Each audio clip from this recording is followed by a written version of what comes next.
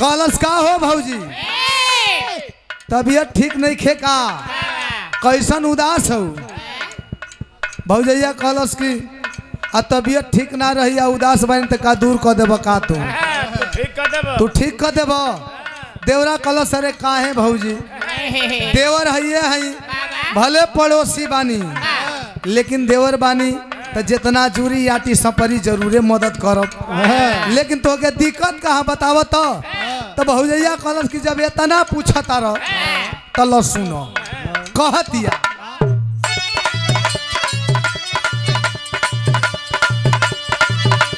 पुरुआ में बढ़ल बा दर्द हो नईखन घरे हमार मरद हो कहे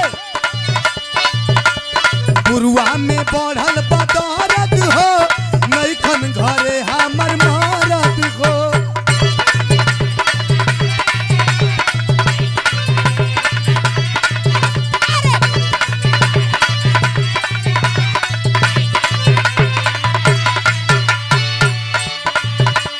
पुरुआ में बढ़ल बदरद हो नईखन घरे हम मरद हो तो देवरा कहलस यानी हम कहली ये अपन कैसेट वाली गीत बा छाप दी हरदिया जवन इंस्टाग्राम फेसबुक रील यूट्यूब पे गर्दा धमाल मचौले बा बड़ा प्यार रहुआ लोग देता नहीं भौजाई कहलस पुरुआ में बढ़ल बदरद हो नईखन घरे हम मरद हो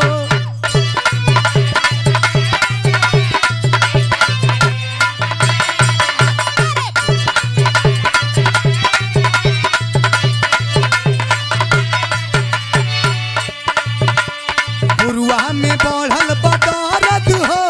नईखन घरे हमर मरद हो तो हम कहली अच्छा ठीक बा एगो बात बताओ हम तहार इलाज कर दे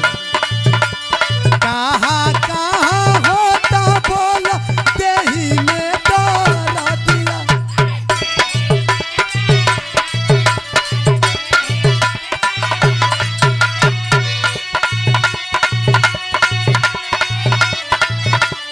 कहाँ कहाँ होता बोल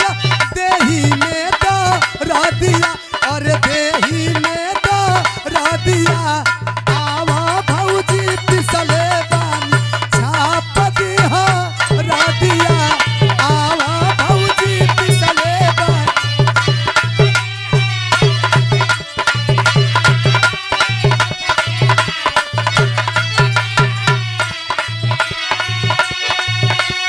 जब इतनी बात कहली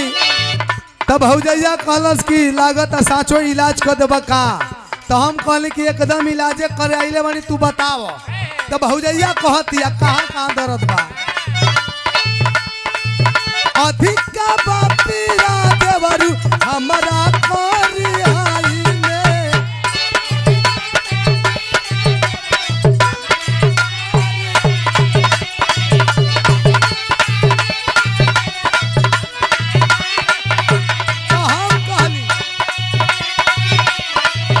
अलग के बखूबी देख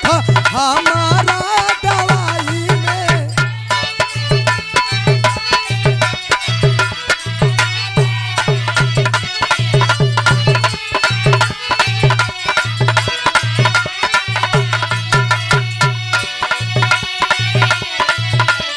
कैसनो बुखार दर्द भागेला सो रदिया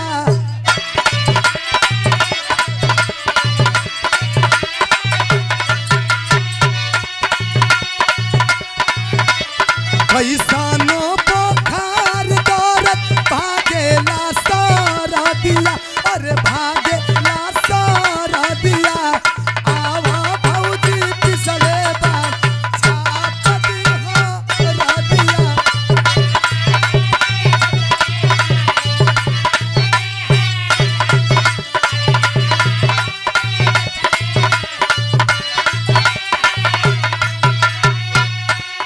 गीत करे हुआ लोग बड़ा प्यार स्नेह देता नहीं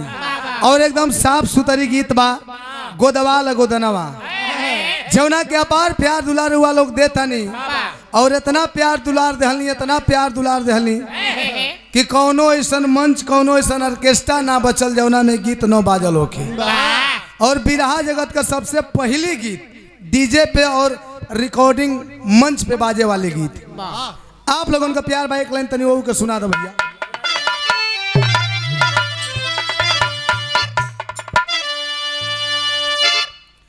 एक गीत में तनी हम गोदे वाली बन गई बानी, हम मजाक में साड़ी पहन ले हनी। तो ये जो पहिनला साड़ी पहन ले बानी, ओकरा में मीनाक्षी राय डायलॉग बोल ले बाड़ी और ई लाला भैया ओकरा में तनी भणुआ का रोल कैले बाड़ी। भणुआ या साला माथा खराब हम भेड़ुआ लगत। भणुआ ना हुआ रोल कैले हुआ, भणुआ हुआ ना लेकिन उससे कम ना हुआ भणुआ रोल ना कैले हुआ। ओमा घूमत घूमत दोपहरिया हो गई बा, कौनो गहकी हाथे ना लगली स तब इनका ले कहनी अरे कहाँ रे रजवा, बोल रे भैया अरे लागत कौनो दाएं बाएं से गोद यहाँ से ना का रे। काहे न रे तोरे बगलिए में बाणी गोदवावे लिए क्यों पूछते नहीं खे। आवाज लगाओ आवाज। अच्छा आवाज लगाई तो हम आवाज लगे बानी का।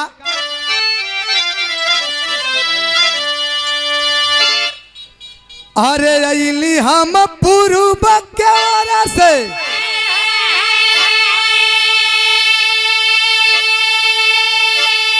अरे घर के तोरा सामानवा गोदावाला ना हो अमलकिनी तू गोदानावा गोदावाला ना हो। तोले मीनाक्षी आज कलिए हो का गोदेलू तो हम कहले बानी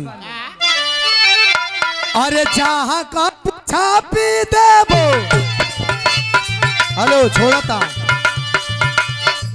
जहाँ का छापी देबो सुघरा निशानावा गोदवाला ना।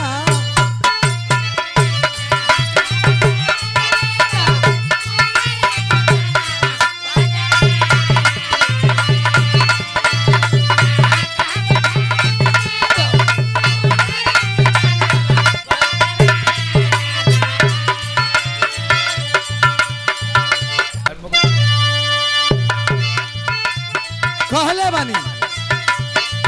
जहाँ का छाप देबो